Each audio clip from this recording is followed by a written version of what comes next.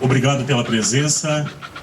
Um ato público informalmente convocado, rapidamente convocado de véspera, mas cuja presença de todos aqui bem demonstra a nossa capacidade de mobilização, a nossa capacidade de mostrarmos nossos rostos, nossas faces e a nossa indignação quanto à situação atual do país, o momento difícil que a nação atravessa e os riscos sérios que corremos para a democracia.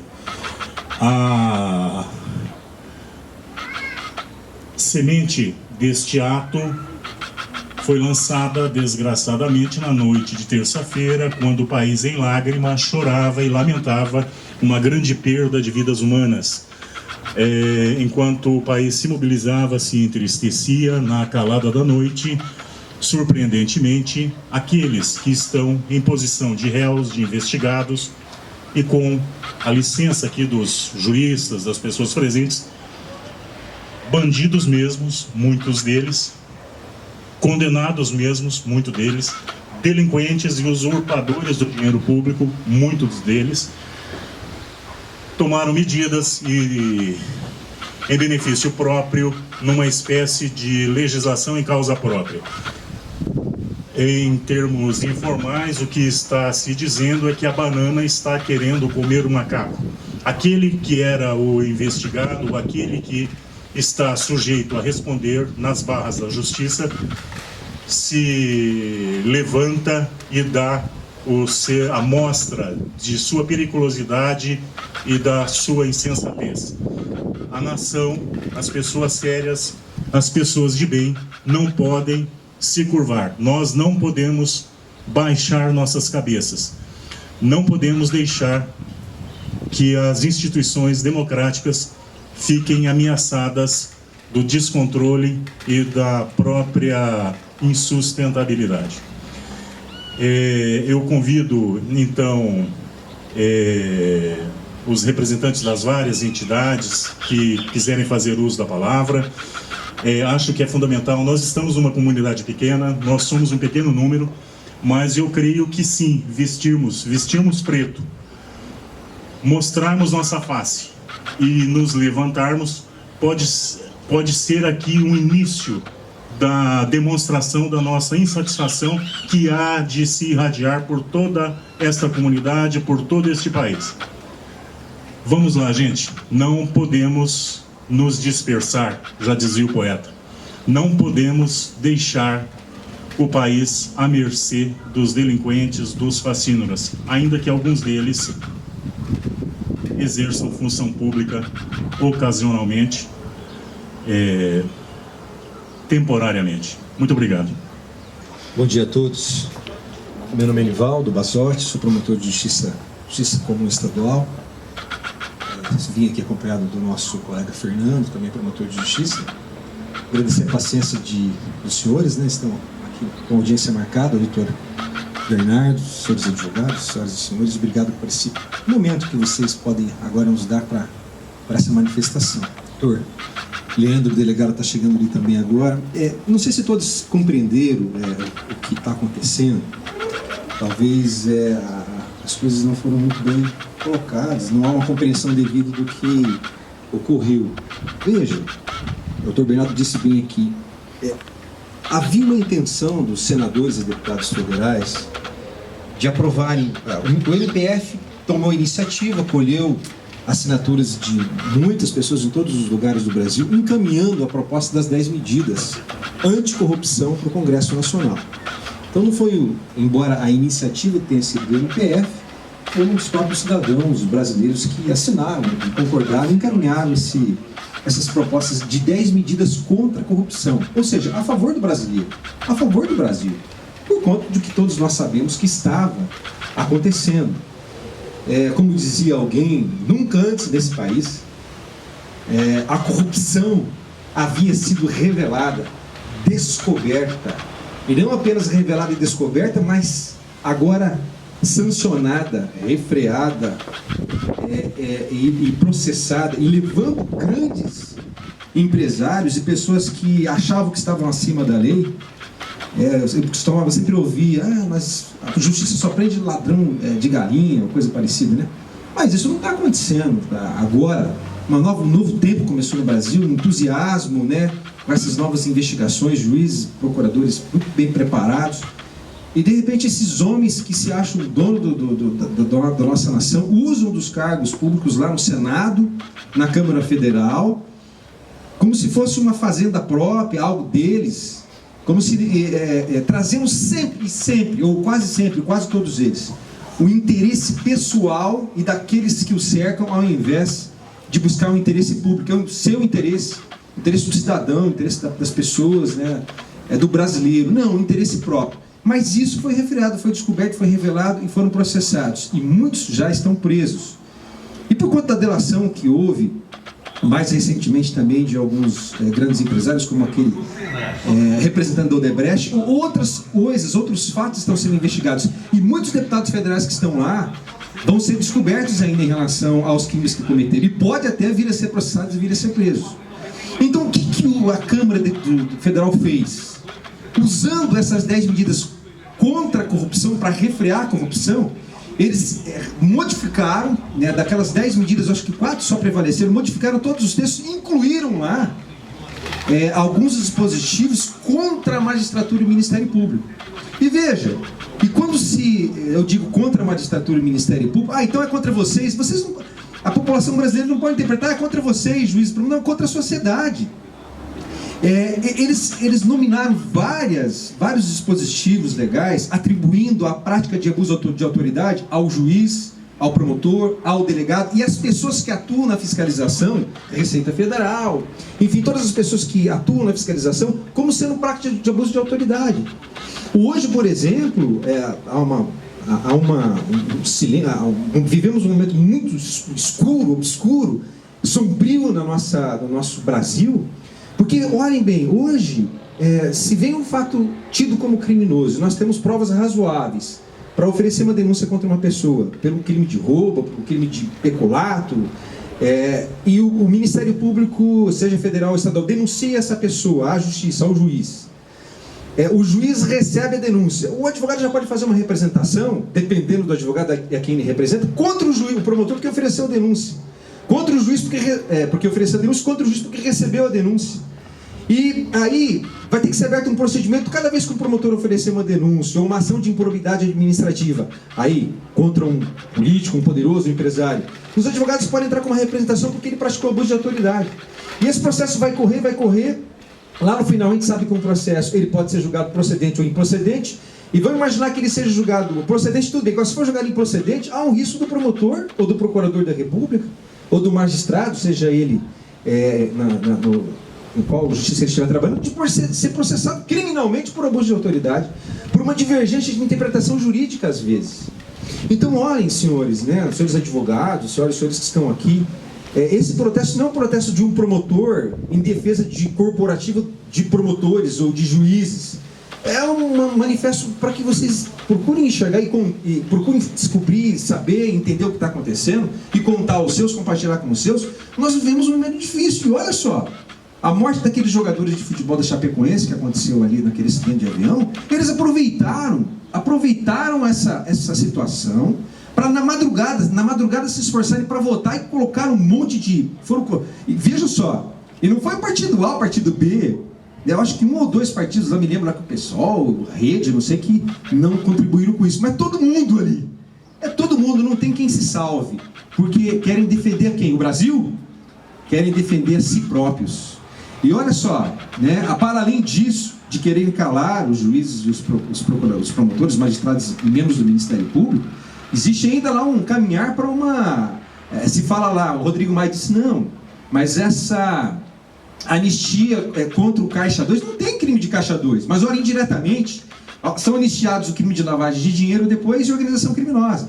Então eles querem anistiar todos eles próprios, os que já estão e os que ainda podem vir a ser processados, e para além disso calarem os magistrados e os procuradores, membros do Ministério Público, contra eventuais ações que venham a ser encaminhadas. Então vejam, senhores, que nós passamos por um momento sombrio, de fato, não é para os promotores, procuradores, para os membros da magistratura, para os magistrados, mas para o próprio brasileiro.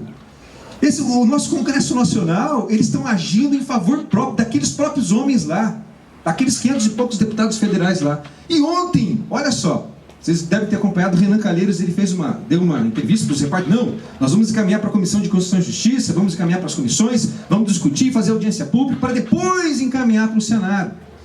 Pois, senhores e senhores, já no começo da noite encaminhou lá uma proposta para o plenário para que eles votassem se aquilo era matéria de urgência ou não, porque se fosse votado que era de urgência, eles já votariam ontem à noite mesmo. Querem aproveitar esse momento de comoção nacional, por conta da morte dos jogadores de Chapecoense, para também aprovar no Senado. Mas ontem, por conta da intervenção de 2 ou 3 senadores ali, acabaram por 44-11, não concordaram que era uma matéria de urgência e está tramitando, mas está tramitando no Senado. Então veja, protestos como aqueles que aconteceram, eu acho que há 2, 3 dias atrás, aquele tipo de protesto em frente ao Congresso Nacional, que tem que ser reprovado. Aquele monte de gente de vermelho lá fazendo bagunça, queimando o carro, aquilo não é o povo brasileiro. São pessoas influenciadas por alguns sindicatos extremistas aí que fazem de tudo de qualquer jeito. Mas esse fato que nós estamos aqui conversando, compartilhando com os senhores e com as senhoras, atinge a todos os brasileiros. Esses homens que estão lá estão querendo calar a magistratura, calar o Ministério Público, cessar os processos criminais e ações de improbidade contra eles, para continuarem a fazer o que sempre fizeram 20, 30 anos, sempre se aproveitando do dinheiro público, se enriquecendo seus parentes, enriquecendo os seus asseclas, aqueles que os apoiam, seus colegas inclusive políticos, integrantes da Câmara Federal e do Senado também, alguns, ou a maioria. Então, essa manifestação, eu queria dizer aos senhores que gostaria que vocês refletissem sobre esse episódio. Não se trata ao membro do Ministério Público, mas estão preocupados porque eles vão ser prejudicados. Veja, a sociedade que pode ser e vai ser prejudicada se isso for realmente sancionado pelo presidente da República. Um momento de reflexão, e eu gostaria muito que vocês pensassem sobre isso e o que puderem fazer, né, um simples WhatsApp, um simples mensagem, sem dizer não concordo, refletirem sobre o que está acontecendo, importante para o nosso Brasil. Nós não podemos perder a esperança, sabe? Não podemos perder a esperança, né? Eu já ouvi vários, tenho alguns sobrinhos que falam, eu quero mudar para outro país, esse país não tem jeito. Eu falo, não é assim. Nós temos que lutar pelo nosso país. A luta democrática, a luta de ideias, a luta se opor a esse tipo de comportamento, né, dos nossos congressistas lá. É tempo do nosso país abrir os olhos, o eleitor aprender a votar, as pessoas enxergarem o que está acontecendo, não esquecerem do passado, verem quem são esses homens e se levantarem. Precisamos nos levantar contra esse tipo de coisa, esse tipo de situação. Fica aqui então a manifestação do Ministério Público aqui em Nova Esperança, e eu quero dizer para os senhores assim, nós estamos muito preocupados, gostaria muito que os senhores se refletissem sobre isso, também se manifestassem de uma forma ou de outra aqui ou em outros lugares, mas contra essa colocação dessa legislação que quer calar a magistratura do Ministério Público. Obrigado pela atenção dos senhores. Obrigado, bom dia a todos. A posição da OAB, nacional e estadual, inclusive a posição nossa local, existe uma complexidade tão grande nesse processo político que está acontecendo que tem que ser tratado com cuidado. Mas o que não tem cuidado para a gente dizer, e o que é claro, a classe política do mal, e essa noite ficou muito claro, a noite passada, que basicamente ainda o PT é o líder da bancada do mal, que foi em todas as situações que foram restringidas, algumas situações desse projeto, o PT estava liderando. Então ficou muito claro que eles querem somente se defender.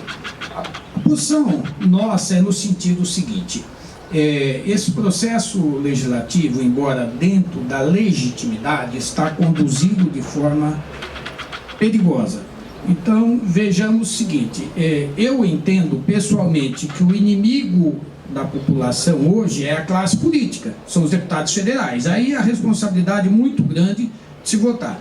A classe política tenta derrubar a OAB, derrubar o exame da ordem da OAB para fragilizar a entidade. Entidades fracas não incomodam os políticos. Também estão tentando isso com o Ministério Público e com a Justiça. Entendo que não haveria necessidade de nenhuma de tratar nesse processo de crimes de responsabilidade aí do Ministério Público ou da própria Justiça, porque o Estatuto da Magistratura do Ministério Público já trata disso. Qualquer deslize do magistrado, qualquer deslize do Ministério Público, já tem lei que respalde essas situações. Então não haveria necessidade desse contra-ataque. O que me parece é que hoje ou ontem já foi decidido que o Renan Calheiros já teria mais um inquérito a responder. Acontecendo isso, parece que ele está no terceiro já autorização de processo. Na ordem sucessória, ele perdeu totalmente a legitimidade. Estão discutindo isso já. Então, eu penso que o momento é o seguinte: como ele não está na ordem sucessória, ele não poderia estar gerenciando esse processo, comandando isso. Evidentemente que é um bandido profissionalíssimo, uma pessoa de alta periculosidade legislativa. Então, teríamos que fazer, além desse protesto, um processo imediato fora Renan já. Toda a sociedade deveria acordar para isso.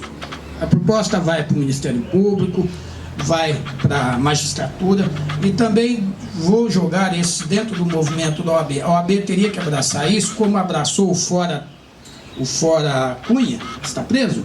A OAB vai, com certeza, abraçar fora Temer, porque daí ele já não está legitimado a ser um presidente em exercício. Entendam isso. Se acontecer do presidente não estar, de quebrar essa ordem sucessória, ele não está mais na capacidade de assumir isso. Então, eu proponho que, além desse ato, que surja um movimento, mas que é bem estudado, de fora Temer já, pelos últimos fatos que acontecem. Então, eu não sei se é decisão do STJ ou é decisão do Supremo que ele possa ser. Isso eu ouvi hoje cedo, não deu tempo para aprofundar na conversa. Então, legitimaria esse movimento. Esse movimento crescendo na rua abafa a Comissão de Justiça do Senado, abafa a decisão do Senado. Sabe-se já que o Senado, na maioria, vai reverter alguns pontos desses, mas não podemos descuidar. Agora, o que nós precisamos fazer é derrubar a presidência do Senado. Isso seria o meu ponto de vista pessoal. Agradeço o convite e queria só complementar um pouco. É complicado, depois que o Dr. Nivaldo e o Dr. Edson falaram muito bem sobre os últimos acontecimentos. É muito grave o que está acontecendo no país. Para quem não sabe, eu morava em Brasília antes de vir e eu convivi bastante com esse tipo de conchavo político lá, e acontece assim mesmo. Eu tive amigos, deputados, não amigos próximos, mas conhecidos assim, e é feito na calada da noite, é dessa forma, e é esse tipo de reunião aqui e esse tipo de movimento no país que está mudando a cultura. O senhor falou muito bem da nossa responsabilidade. É importante a gente ter noção do quanto é importante, do quanto faz a diferença a gente estar se reunindo e se manifestar contrário a esse tipo de coisa. Antigamente, na Grécia Antiga, o pessoal diferenciava o político do idiota. O idiota é aquele que olhava só para si mesmo, para o próprio umbigo, e o político é o que olhava para o público, para o que interessava a todos. Era vantajoso você se tornar um político e era vergonhoso você ser um idiota. Hoje em dia, aqui no Brasil, a gente conseguiu inverter a lógica. Hoje em dia, o político aqui é considerado idiota. Porque aqui o político, ele olha para si mesmo, é o que o Dr. Nivaldo ressaltou. Os interesses que estão sendo tratados lá são puramente individuais.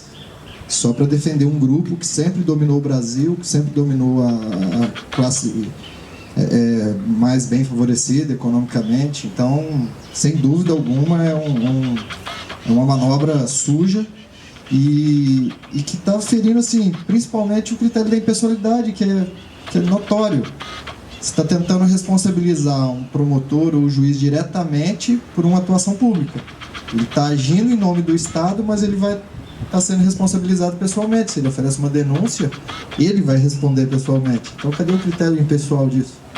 Ele não está oferecendo, não é o juiz que julga, não é o promotor que oferece.